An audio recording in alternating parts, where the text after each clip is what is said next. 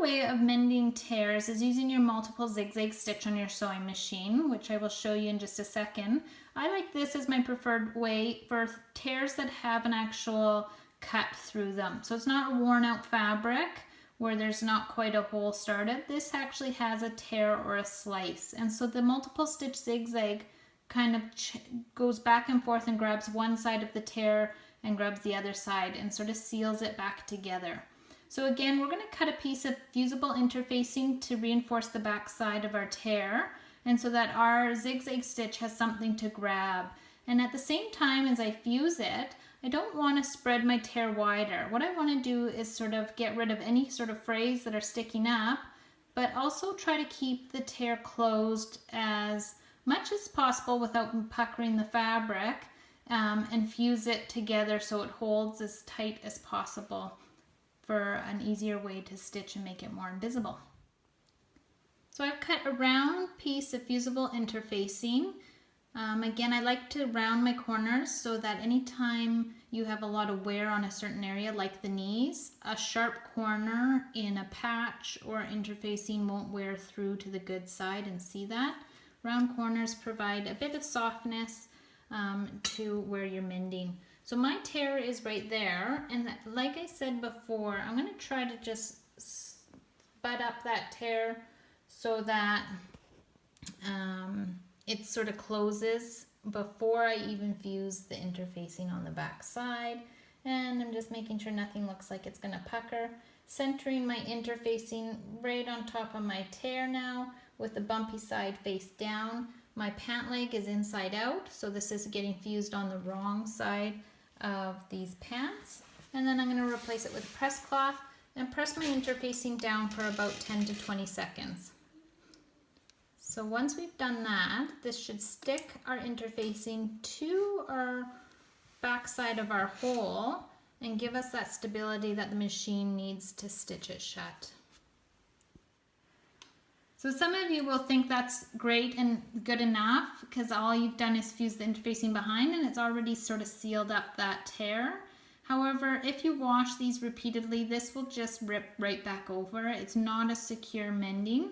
So we do want to go and stitch down and across this tear in our pants so that it won't reopen and the interfacing won't fall off while being washed in the washing machine. So I'm going to remove my accessory compartment from my sewing machine so that I have the free arm exposed because I'm doing the leg and I don't want to sew my front and back of my legs together. I'm going to choose a number 8. So on this machine, it is the zigzag where it has sort of the ticky stitching line in between. This is a great, it's a multiple stitch zigzag stitch, and it's a great one to choose for mending.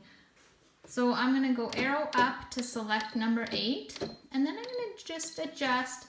My stitch width is good. I could up it actually to about a 6, even a 7, which gives it a wider stitch to grab both sides. So if your tear didn't quite seal together quite as nicely as mine did, you'll definitely want to up that stitch length or stitch width to a 7. Okay, and then you want to put your stitch length down. So I'm going to even recommend about a 0.7 to start.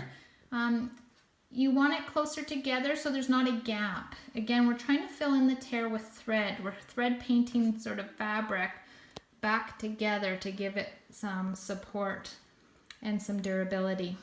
So once you've selected that, we're going to put our leg in our sewing machine with the good side up. So I have the leg of my pant wrapped around my free arm, and my tear starts back here. So I'm going to make sure I actually start my zigzag on good fabric, not right on the tear.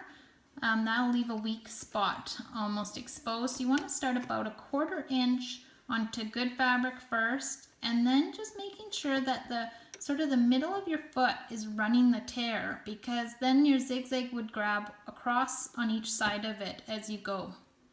So we're going to line ourselves up here and put our foot down and get sewing.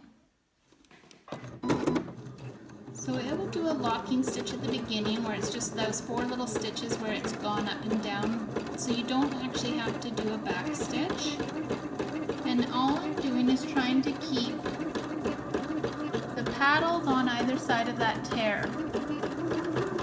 And as I get close to the end, I can hit my locking stitch again. So I think I'm close to my end. If you're unsure because the thread matches so nicely, you could always leave your needle down, lift your foot up, and then kind of peek underneath to see if it's covered.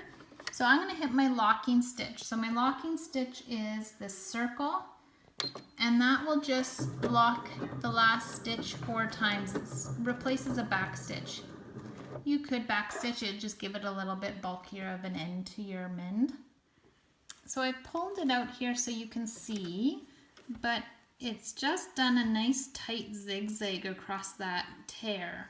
And so I have another little hole right up in here too, so I'm going to do that same stitch across that small tear, and then it's solid, it's secure. The interfacing has been sewn to the pant, which gives it extra stability, and this is a great quick way to mend small straight tears. Even if you had an L-shaped tear, you could just pivot your machine and use this machine and come down with the zigzag going down the L.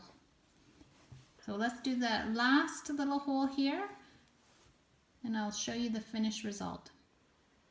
So here's the finished result of the pants. As you can see, I've done 2 horizontal rows to fix those 2 tears that were in the knees of these pants. Ideally, you want to try to find a matching thread color to make it least visible as possible, but it is quick and easy, and most machines have this stitch with the multiple zigzag stitch. So it's a quick and easy method to repair your tears. I hope you've enjoyed this video. Please like and subscribe for more tips and tricks for sewing.